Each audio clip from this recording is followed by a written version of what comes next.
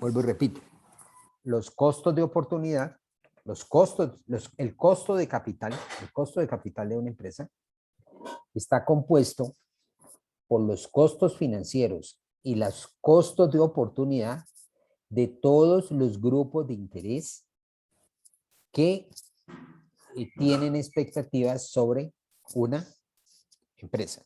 Eso estructura el concepto de costos de capital. No sé si tienen alguna pregunta hasta ahí en ese momento, en este momento.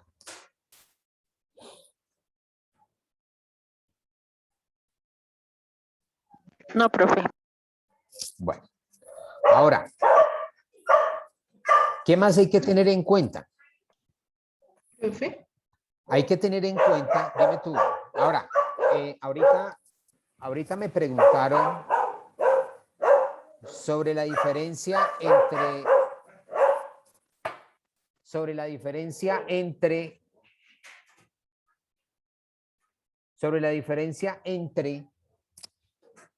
lo que hacen las entidades financieras y lo que hacen los mercados financieros. Entonces me explico en lo siguiente. El mundo, tanto las personas naturales como las personas jurídicas, necesitan de recursos financieros para poder operar. Porque, digamos, cuando ustedes vieron Fundamentos de Economía, hay un principio fundamental de la economía que habla del principio de la escasez. O sea, todos los recursos son escasos. Y obviamente más el tema del capital. La gran mayoría de la gente necesita capital. ¿Sí? Como hay personas naturales y jurídicas que requieren de esos recursos, pues precisamente para eso se estructuraron dos mecanismos por los cuales a las personas se le pueden llegar con esos recursos. Uno, los bancos, las instituciones financieras. ¿Por qué razón? Porque en una economía siempre va a existir quien demande recursos financieros, quienes necesiten recursos financieros, pero también por otro lado van a estar quienes tienen excedentes financieros, quienes tienen excedentes de capital. ¿Correcto? O sea, hay gente que tiene capacidad de ahorro, pues porque gana mucho dinero. Cuando esas personas, ¿qué hace uno con la renta? Uno con la renta lo que hace es disponer de ella y pues parte la lleva al consumo y parte la lleva al ahorro en la medida en que se pueda. ¿Sí? Cuando ese dinero se lleva, no se lleva al consumo, pues eso es lo que va a permitir estructurar el ahorro. ¿Sí? Pareciera una mentira, pero es verdad porque hasta los abuelos que nosotros tuvimos, por lo menos en mi caso, señores que habían nacido a finales del siglo XIX, ellos contaban que en su niñez veían que los abuelos, las abuelas, la gente vieja, pues el platica que le quedaba, pues como eso casi no se conocían temas de banco ni de nada, pues eso lo guardaban en la casa, lo guardaban debajo de la cama, en las barandas de la cama que eran metálicas, ¿sí? Pero como aparecen los bancos, entonces los bancos, ¿qué es lo que hacen? Los bancos lo que hacen es recoger esos excedentes de dinero que tienen algunas personas. Por eso existe el proceso de la captación, ¿correcto? Entonces, ¿qué hace un banco? Un banco capta. ¿Capta qué? Capta dinero. ¿De quién? De aquellas personas que pueden ahorrar. ¿Y qué es lo que hace el banco? El banco lo que hace es intermediar. ¿Por qué razón? Porque ese banco sabe quién necesita esos recursos. Entonces viene la segunda función de las entidades financieras, que es la colocación. Por eso usted, en cualquier banco que usted se meta en cualquier parte del mundo, ¿cuáles son las operaciones básicas de cualquier banco del mundo? Captar y colocar. ¿Correcto? Entonces, cuando uno mira este proceso que hay allí, todo aquel que necesite recursos, puede ir a los bancos para prestarme dinero. Personas naturales, présteme dinero para comprar un carro, présteme dinero para comprar una casa, présteme dinero para educación, présteme dinero para turismo, présteme dinero para hacer una libre inversión, ¿sí? Entonces, puede acudir al banco, puede acudir al banco. Lo mismo pueden hacer las empresas. Las empresas necesitan capital para financiar capital de trabajo, necesitan para pagar maquinaria, necesitan capital para pagar deudas. Entonces, ¿qué hacen las empresas? Las empresas le dicen a los bancos, présteme plata, présteme dinero. Y esa es una forma de acceder a unos recursos. Y precisamente, vuelvo y repito, para eso existen los bancos, para eso existen las instituciones financieras, las entidades financieras, que hay múltiples entidades financieras. Básicamente, bancos, compañías de financiamiento comercial, cooperativas financieras, que lo que están haciendo es eso, captando recursos y colocando esos recursos como tal. ¿Estamos de acuerdo? ¿Está entendida esa primera parte, sí o no? Ahora, Sí, Sí, profe. ahora, hacia los años 1300, 1400, antes de que se descubriera América, en Europa, en lo que de pronto iba constituyendo las nuevas repúblicas, algunos gobiernos, algunas regiones de Europa se vieron en la necesidad de tener que buscar recursos. ¿Para qué? Para, digamos, ¿qué es lo que le pasa al Estado?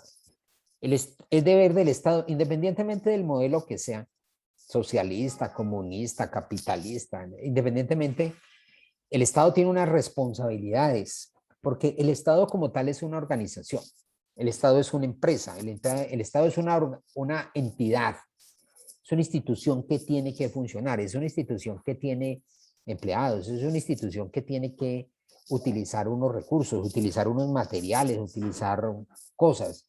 El Estado tiene la responsabilidad de hacer carreteras, de financiar el estudio, de vigilar, trabajar el tema de la salud. O sea, el Estado tiene una enorme cantidad de responsabilidades. ¿De dónde? ¿De dónde abastece los recursos el Estado? Pues de la parte tributaria, de los impuestos. Entonces, ¿qué es lo que hace cualquier país del mundo? Primero acomoda el gasto público. Primero acomoda el gasto público. ¿Qué es lo que nos vamos a gastar? ¿Qué es lo que nos vamos a gastar? Cuando ya se ha establecido ese qué nos vamos a gastar, volvemos al problema como si fuera una empresa. Esto es lo que nos vamos a gastar. Básicamente clasificado así. Gasto público, o sea,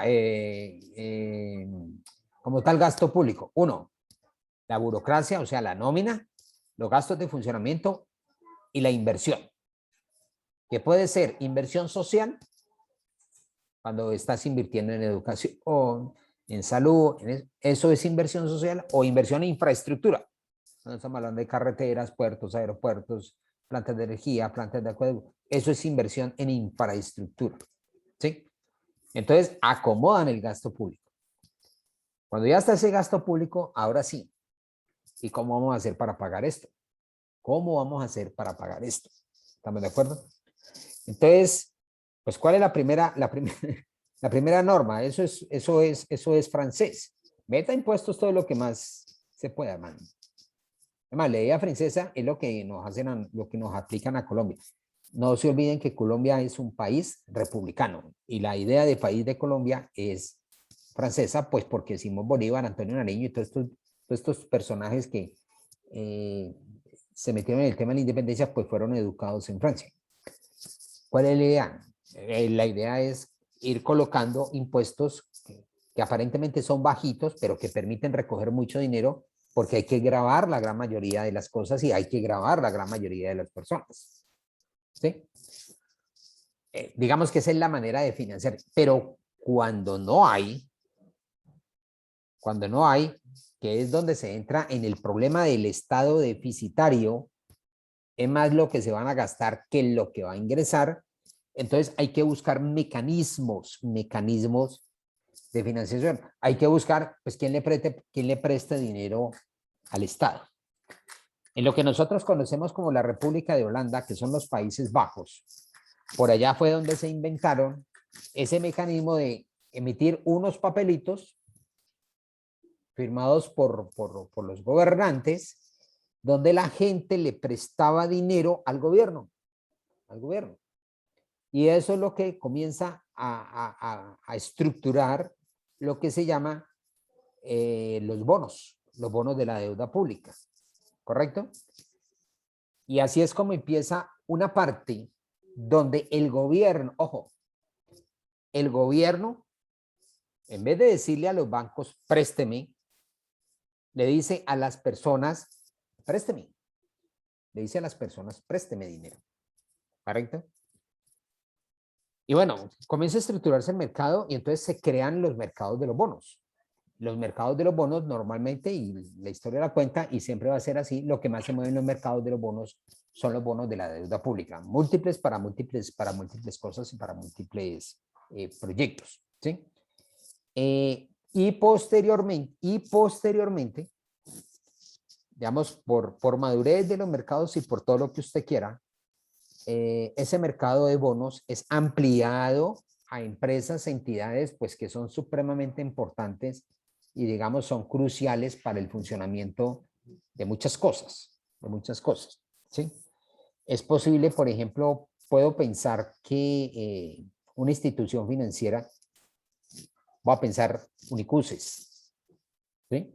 Unicuses podría hacer una emisión de bonos, sí, claro, Unicuses podría solicitar una emisión de bonos.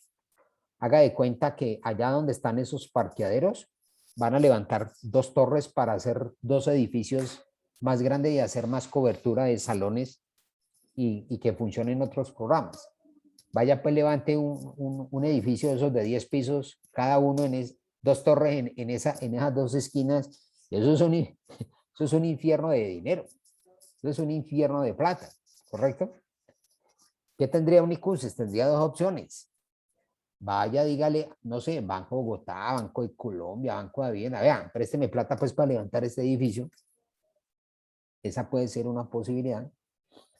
O la misma entidad, la misma institución, puede solicitarle a los que corresponden, vamos a hacer unas emisiones, necesitamos que nos autoricen unas emisiones de bono. Hacer lo que se denomina técnicamente, cuando eso es privado, unos bonos corporativos. Entonces, el mercado de los bonos está compuesto por bonos de deuda pública y bonos corporativos, bonos que puede emitir instituciones de carácter privado. ¿Cuál es la pelotera? ¿Cuál es la pelotera que hay allí? La pelotera que hay allí consiste en que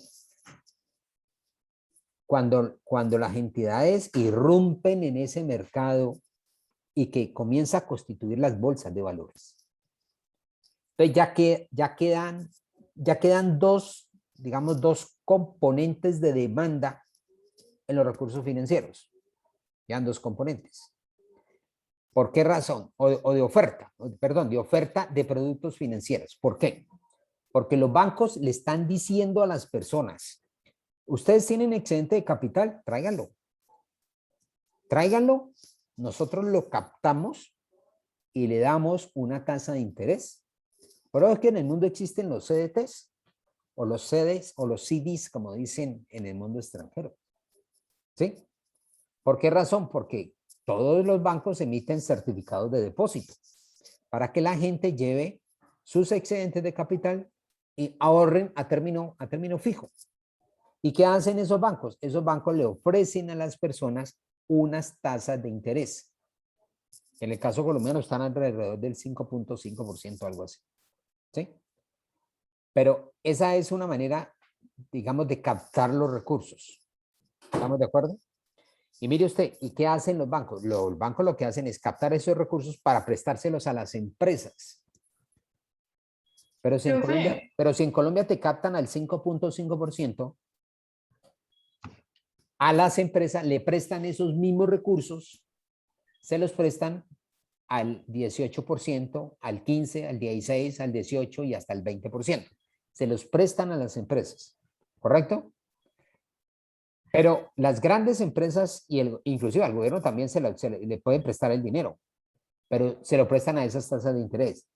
Tanto el gobierno como las empresas grandes tienen la oportunidad de, a través de la bolsa de valores, en el caso colombiano a través de la Bolsa de Valores Colombia, ¿sí? En vez de Unicuses ir a decirle al Banco Popular, venga, présteme 4.000 millones de pesos que le voy a pagar al 18% de tasa de interés, pues Unicuses le puede solicitar a la Supersociedad y a la Superfinanciera y a la Comisión Nacional de Valores todo un proceso para que le permitan emitir bonos. ¿Y cuál es la virtud? ¿Qué está haciendo en ese momento Unicuses a través del mercado de bonos? Le está diciendo al público, présteme plata, présteme dinero. ¿Y a qué valor se lo va a prestar? No se lo va a prestar al 18%, se lo va a prestar al 9%, se lo va a prestar al 8% o al 10%. Que esa es una manera de financiarse, no a través de instituciones financieras, sino a través de mercados financieros mediante las bolsas de valores, porque eso va a permitir que las empresas, las organizaciones consigan recursos de una manera mucho más económica. Le doy la palabra a alguien que hace rato que quiere hablar. Yo, profe. Pero entonces, ¿no se supone que el gobierno, pues, le decía a las personas que le prestaran plata porque tenían un déficit? O sea, subiendo esas tasas de interés, ¿alcanzan ellos a cubrir su déficit y a prestarle a las empresas que quieran bonos? Sí, claro. No, pero es que no es el gobierno no es el gobierno el que presta, no, es cuando el gobierno está en déficit fiscal y emite unos bonos que en Colombia llaman TES. ¿Qué está haciendo el gobierno? El gobierno le está diciendo a las personas particulares y empresas, présteme plata, en vez de llevar sus ahorros a los bancos a través de CDTs que le van a pagar el 5,5 o el 6%, en vez de llevarlos a una entidad financiera, préstelos al gobierno y nosotros como gobierno, nosotros le podemos pagar el 8%, el 8,5, el 9%, el 9,5%. ¿Sí? Entonces, claro, porque si el gobierno va y se apalanca con los mismos bancos, ¿qué va a pasar? Pues el banco le va a prestar, obvio, el banco le va a prestar a cualquier entidad gubernamental. Pero ¿a qué tasa de interés? A unas tasas de interés mucho más altas. Entonces, los bonos son mecanismos de financiación que ¿qué le está diciendo? Uno que está haciendo allí, uno le está diciendo al público, ojo, no le está diciendo a una entidad financiera, le está diciendo al público, présteme plata, présteme dinero, cómpreme estos bonos, que estos bonos le van a redituar. Por eso los bonos forman parte normalmente del pasivo de una empresa.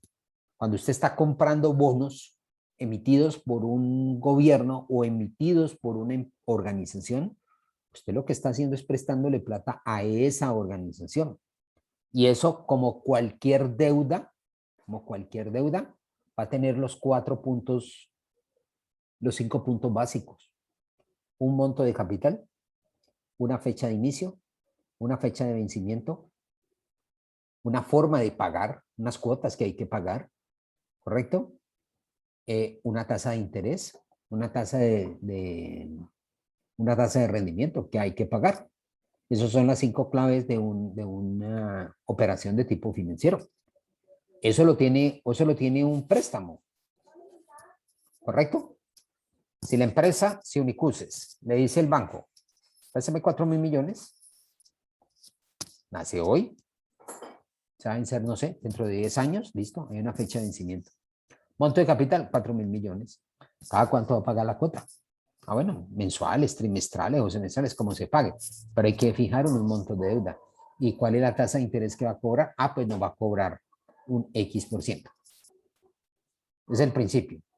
Pero si emite bonos, bueno, entonces emite bonos, va al mercado financiero, le dice directamente al público, cómpremelos, cómprame estos bonos. Cuando yo le digo al público, cómprame estos bonos, le estoy diciendo al público, ofréceme plata. Y el público puede ser cualquiera, ¿no? El público puede ser personas naturales, personas jurídicas, inclusive el mismo gobierno, puede ser, ¿sí? Pero tiene los mismos puntos básicos: fecha de inicio, fecha de vencimiento, montos de capital, tasas de rendimiento y plazos de frecuencias de pago. Eso va a tener exactamente lo mismo.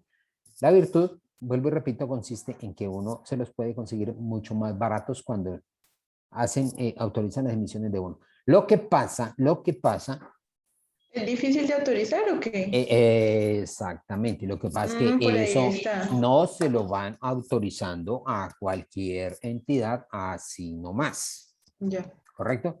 Tienen que ser empresas de muchos años, de mucha tradición, ¿sí? Bajo cierto tipo de condiciones económicas. Entonces, allí sí se puede hacer, ¿sí?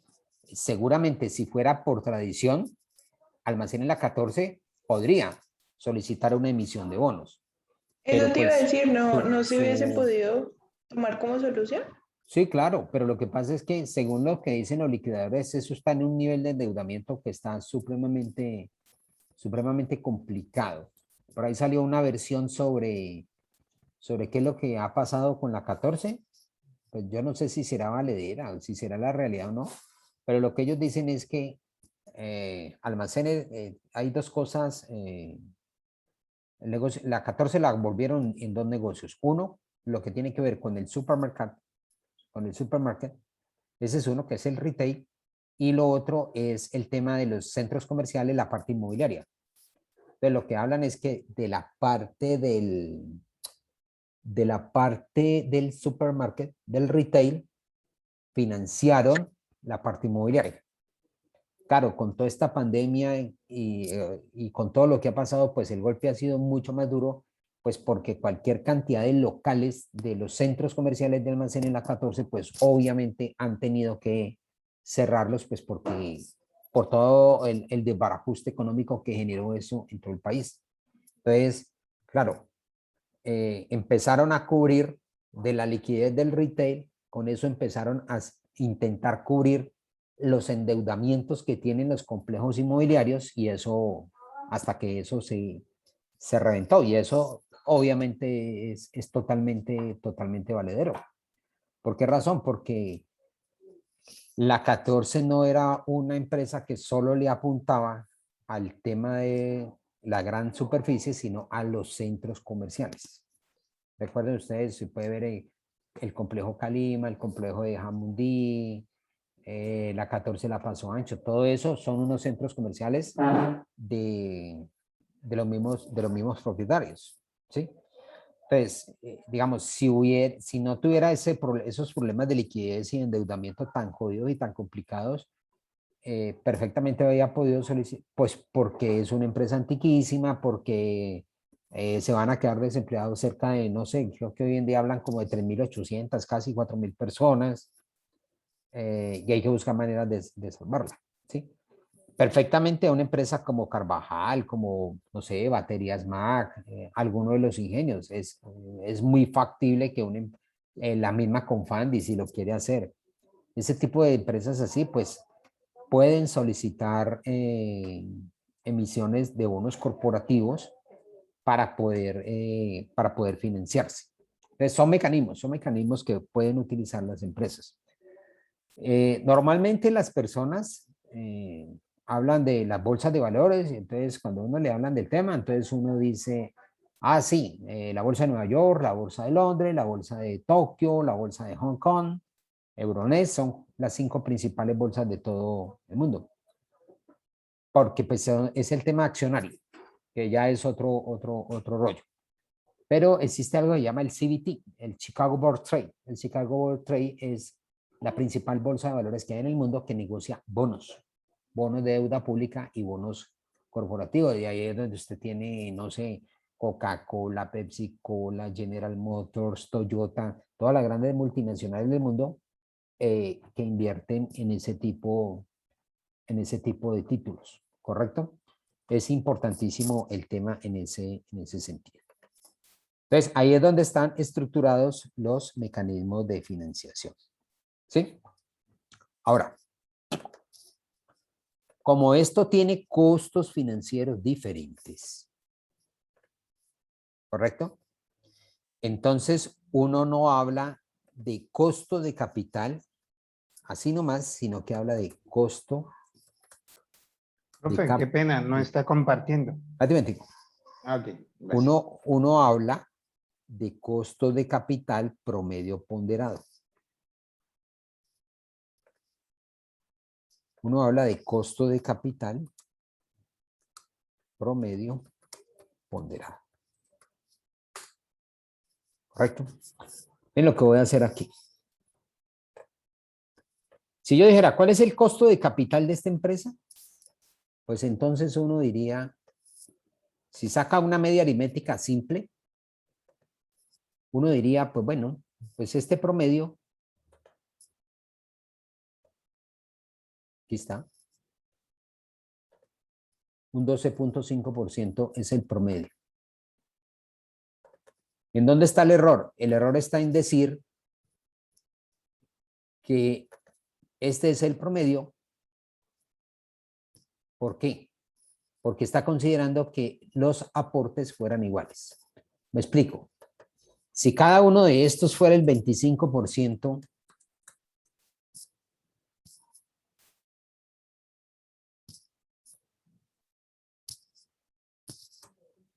ay, caramba, pues.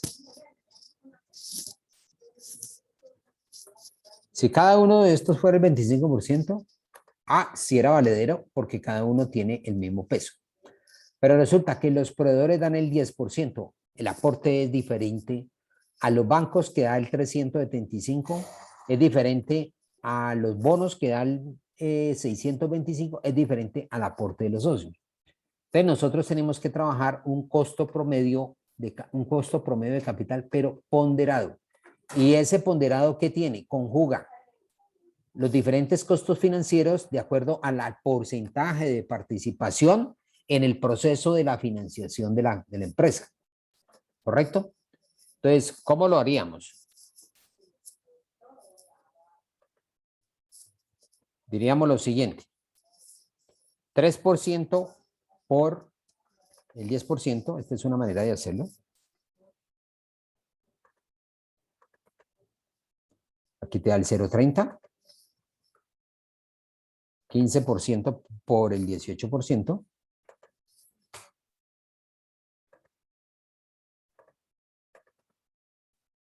Aquí te da 2,70.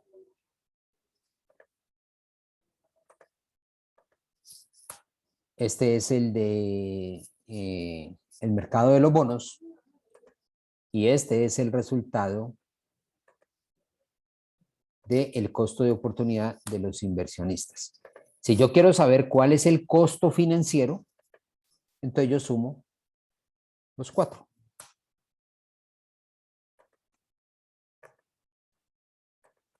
Mire que el costo promedio de capital no es el 12,50%. El costo se asimila al 15.25%. Es diferente. ¿Por qué razón? Porque tiene un peso muy grande esto que hay acá. Esto que hay acá. Que tiene una alta demanda. Y tiene un costo financiero muy alto. Esto influye muchísimo. ¿Correcto? Entonces, ¿qué te dice la estadística? Promedio simple. El promedio simple es igual a la sumatoria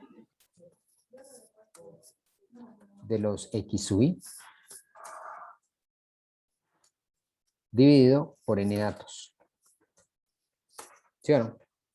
Eso es lo que le dice eso es lo que le dice la aritmética, el promedio simple.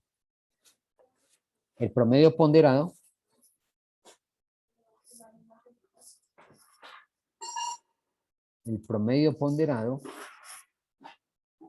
lo que te dice es la sumatoria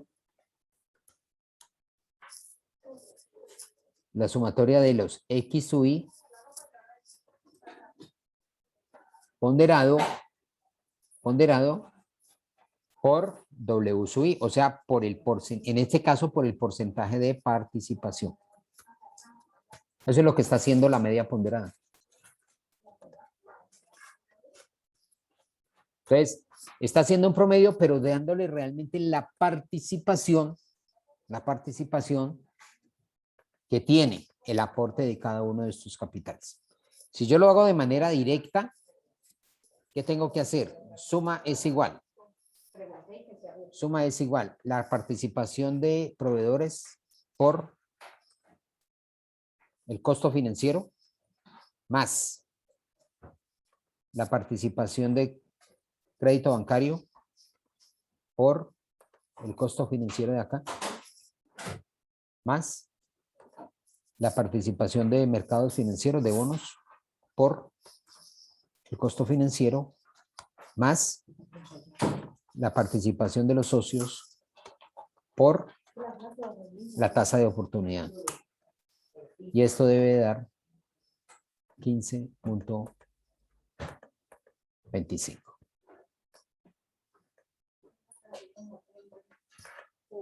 Exactamente aquí da.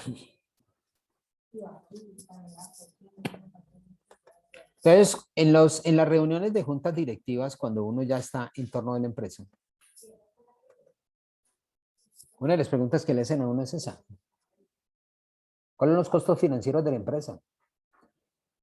Pues digamos, aquí porque son 4 y uno puede decir, no, pues es que mira, es que en proveedores tenemos tanto, en bancos a tal tasa de interés, bueno, a tal tasa y los socios están cobrando tal tasa, porque son cuatro datos. Pero hay empresas que tienen estructuras financieras muy grandes, muy pesadas, con muchos datos. Entonces, ¿qué hace uno? Uno lo que hace es presentar el costo de capital promedio ponderado. Eso es lo que uno hace. Y ya pues si le piden explicación, pues entonces uno comienza a desagregar la información. ¿Sí? Entonces la empresa en este momento tiene un costo de capital promedio ponderado, que esto es conocido en el mundo con el nombre de el WACC, Weighted Average Cost Capital.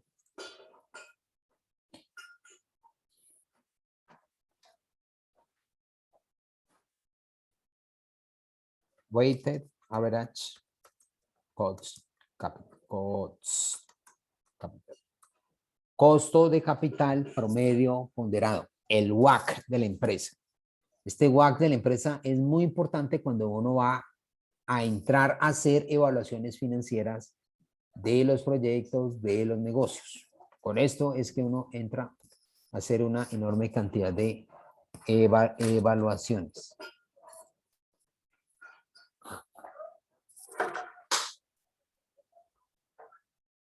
¿Listo? Pregunta.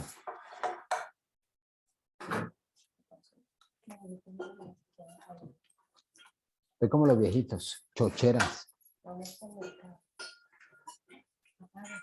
¿Ah? ¿Ah? No sé, váyame aquí.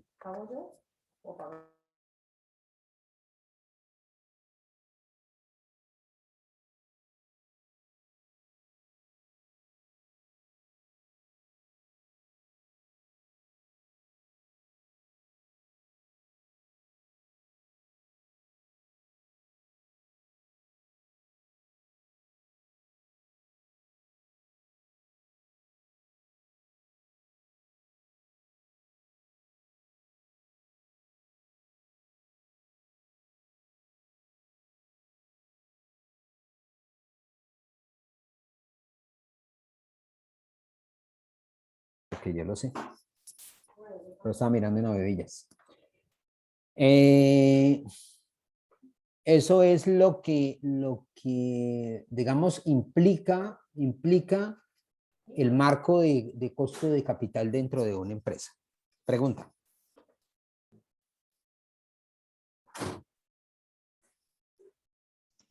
No, profe, está muy claro. Ahora, hay un análisis más profundo más profundo sobre el tema del WACC, y es cuando hablan de el WACC desapalancado o el WACC deflactado. En realidad los costos, digamos, los costos financieros de una empresa son un poco más bajos de lo que están en la realidad, y me voy a explicar por qué. Cuando usted tiene una empresa, arma el estado de resultados. Estado de resultados. Listo. En este estado de resultados, usted tiene unas ventas, le resta unos costos de venta, ¿correcto? Le resta unos gastos. Esto le da una utilidad operativa. Profe, no estás proyectando. Pero mentira. Vale. Y ahora sí ya les voy a mostrar. Entonces tenemos un estado de resultado, unas ventas, unos costos de ventas, unos gastos y una utilidad operativa. Vamos a decir, las ventas son 1.000 millones de pesos.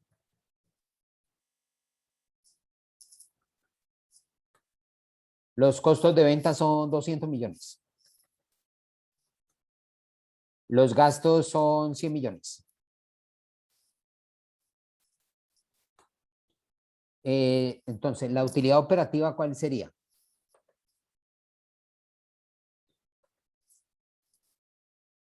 La utilidad operativa sería 700 millones de pesos.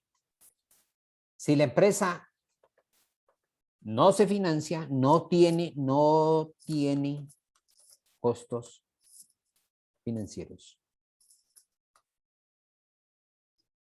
Si la empresa no tiene costos financieros. Entonces, digamos, gastos de interés.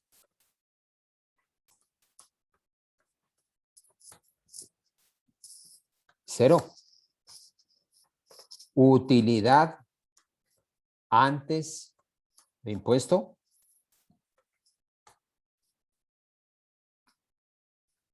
$700 millones.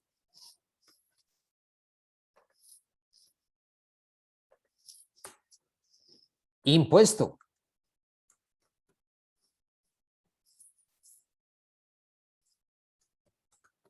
Vamos a decir que sea el 34%. 700 millones, le calculamos el impuesto del 34%. Hay que pagar 238 millones de impuestos. Utilidad total. Utilidad total.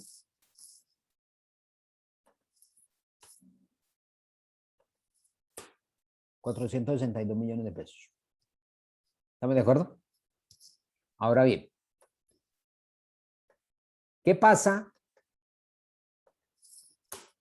¿Qué pasa cuando una empresa presta plata? Tiene que pagar intereses. ¿Listo? Tiene que pagar intereses. Voy a decir que esta empresa paga en intereses ahora 150 millones de pesos. ¿Qué pasa con el impuesto?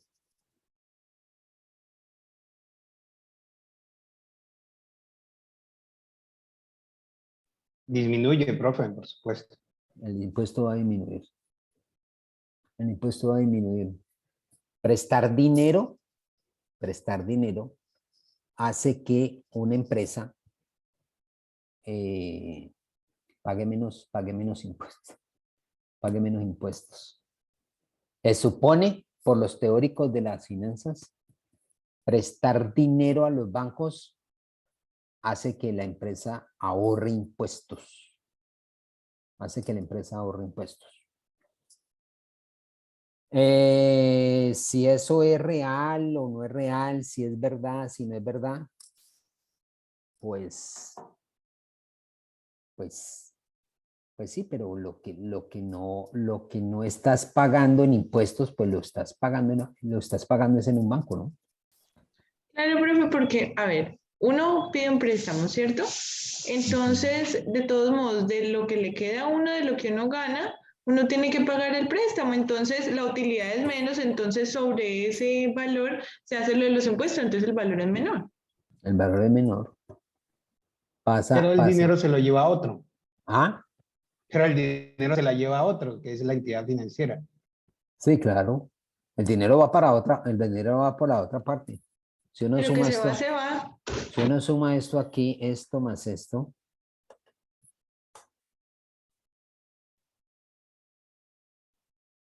mire lo que pasa.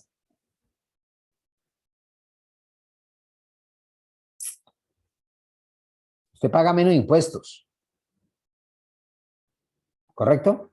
Usted paga menos impuestos, pero está asumiendo un costo financiero. ¿En qué consiste la ventaja?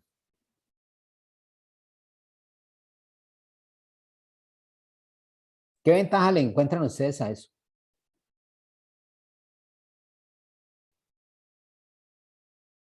¿Cuál, profe? ¿De pedir prestado en dinero? Sí, sí. Pues una de las ventajas es que yo puedo tener dividendo, pero sin tener que invertir mi dinero con plata de otro, ¿sí? Y una experiencia crediticia, pero en el fondo para mí la empresa no ahorra nada porque, o sea, el dinero de todas formas va a salir de la empresa, o va para Pepito Pérez o va para Juanito. Entonces, digamos que el beneficio es que puede trabajar, puede generar rendimiento, puede generar ganancia sin tener que invertir mucho dinero. Eso ya es otra connotación. Pero en realidad la plata va saliendo, va para otro destinatario. ¿Sabe cuál es la ventaja? La ventaja consiste en que usted con el gobierno, de todas maneras tiene que desembolsar 238 millones de pesos. Tiene que desembolsarlos. ¿Y el gobierno qué le aporta a uno? Se presume que eso es para inversiones de carretera, vías, Para la empresa pero en nada. realidad eso casi no, nada. Para la empresa nada. Pero, El gobierno lo que le da es garrote. pero, profe, indirectamente sí le puede producir algo. Por ejemplo, pues si hay una vía, si ve que hay una multinacional allá, el gobierno se va a incentivar en hacer una vía y eso es aprovechamiento para la empresa. No, Pues viéndolo en el no punto porque de la vista, empresa, no una porque la inversión empresa indirecta. utilizando, no porque la empresa utilizando la vía le va a tocar pagar peaje. Sí, sí, La sí y empresa le va no, a pero tocar pagar peaje. El hecho consiste en que, consiste, y por eso a veces hay empresas que aparentemente no necesitan créditos, pero se meten en créditos, pues por una razón muy sencilla. Quiéralo o no, al gobierno, si no presta, al gobierno hay que darle 238 millones de pesos. Pues por todo lo que dice el gobierno. Entonces hay empresas que prefieren endeudarse, prefieren coger recursos financieros que no son de ellos, son de los bancos, y tampoco ni siquiera son de los bancos porque los bancos lo está captando el público, entregarle esa rentabilidad a los bancos, ¿correcto? Entregarle esa rentabilidad a los bancos para hacer todo un juego crediticio, ¿sí? Y con eso lo que hago es bajar impuestos. Lo que hago es bajar impuestos. O sea, utilizar créditos financieros te apalanca, te da más recursos, te permite, comillas, trabajar de menor manera y tengas que pagar menor cantidad de impuestos. Por eso muchas personas o muchos empresarios utilizan estrategias financieras para hacer reducción de impuestos, porque al final es que duele por todo lo que se vive en contextos como los nuestros. Definitivamente duele pagarle al Estado los impuestos porque pues no hace falta ser un mago para saber que los impuestos se los van a robar. No hace falta ser un mago, ¿sí? Entonces, pues para que lo cojan el gobierno y se lo roben los políticos, pues es preferible meterlos en préstamos o utilizarlos a través de mercados financieros, porque cuando usted los utiliza a través de mercados financieros, ¿para quién va la rentabilidad?